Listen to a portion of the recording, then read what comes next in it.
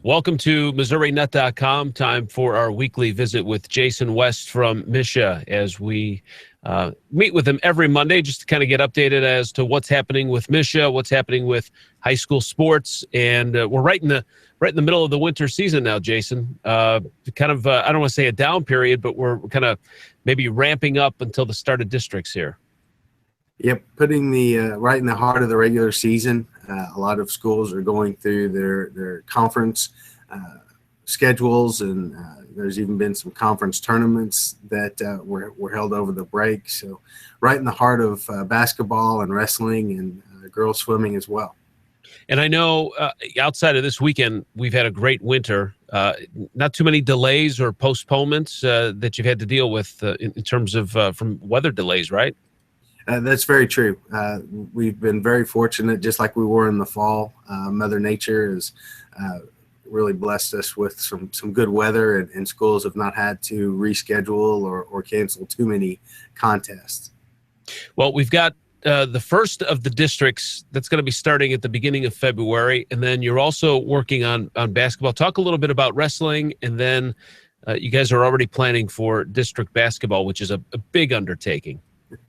That's true. We've got a couple of more weeks here of the regular season in wrestling, and then their district tournaments will be held just the first part of February, and then in mid-February, 18th, 19th, and 20th will be our wrestling championships at Mizzou Arena. So we're right at a month away or so from those festivities, and that's always a lot of fun to see not just the energy and passion of the wrestlers and coaches on the mats, but as well as the fan base and the parents and the wrestling community in the stands.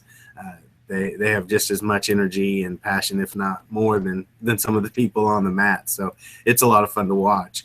But this week, in addition to some of the other area meetings we have going on, we also have meetings with the district tournament managers for basketball, which is not too far around the corner as well. And so in getting ready for those, Kevin Garner, one of the assistant executive directors from our office, meets with those managers as much as he can and kind of has a face-to-face dialogue with them on expectations and policies and procedures, and also handing out the game balls to use and the plaques to award to the winners and runners-up and things like that. So trying to get ahead of as much of the preliminary things of getting ready for the tournament as possible. How do you guys determine who hosts districts, and is it on a rotation basis or within each district? How does that work? It's a little bit of both. Once the district assignments are made, then those schools within that district will choose the possible, and that can arrange to a variety of different things.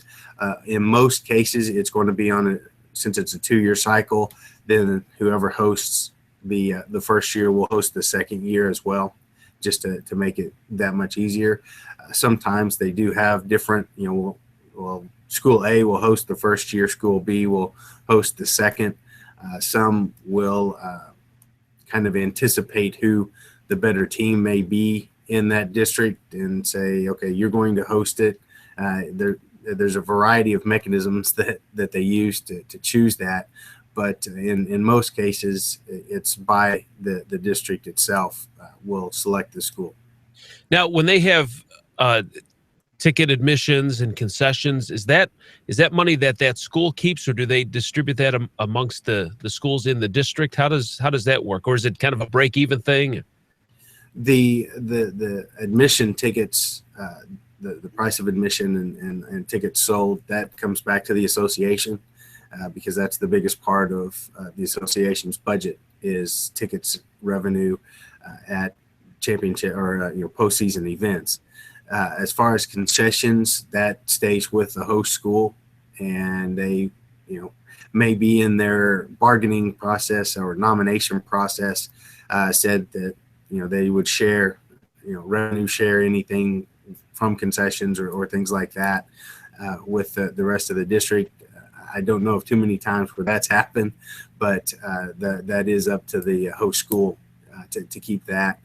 If they put together a program of any sort and sell it, that is up to the host school. So anything outside of that, those type of accessory things are up to whatever the host school would like to do. We're talking with Jason West from MSHSAA during our weekly visit. It's brought to you by Missouri NEA. Was there a teacher, coach, or a school employee that affected your life in a positive way? Tell your story at teacherwordsmatter.org for a chance to win $500. Jason, you just started, I think you had 3, and you have 5 of these meetings left around the state with athletic directors and principals, and we talked about this last week. There's about 11 or 12 different items that are up for discussion and possible rule changes or additions. And I know you're still in the middle of that, but how long does it take to gather that information and then from there decipher whether or not there will be changes for the upcoming school year? It's a little bit of a process. As we said last week, this is kind of the first step in that process. And so we have, this year we have the 11 different topics that we'll want to discuss with the membership and kind of get a straw poll of how they feel and what may need to change or may not need to change, may not need to do anything with it, that they like the current process. And so we'll take that information, present that to the board of directors, and see what exactly needs to be put on the questionnaire. If we need to get more information and dive a little bit deeper into a certain subject, then we'll put it on the questionnaire, which has, maybe have some more questions that were brought up in the discussions of the area meetings. And then take that information from the questionnaire, again, present that to the board of directors in determining what will go on the annual ballot, which is in April. So in January, we do the area meetings where we discuss and get feedback, give information, then take that, and in the February, March time frame, we will have the annual questionnaire, mostly during the month of February, and then starting in April, basically the month of April, we'll have the annual ballot where they will, the membership actually votes on, okay, this will become a bylaw, this procedure will be put into place in the following summer. It's a detailed process, but when you think about it from a calendar standpoint, there's a quick turnaround now. We're middle of January and by April voting. So a lot of things happen and a lot of things have to fall into place in a short amount of time, really.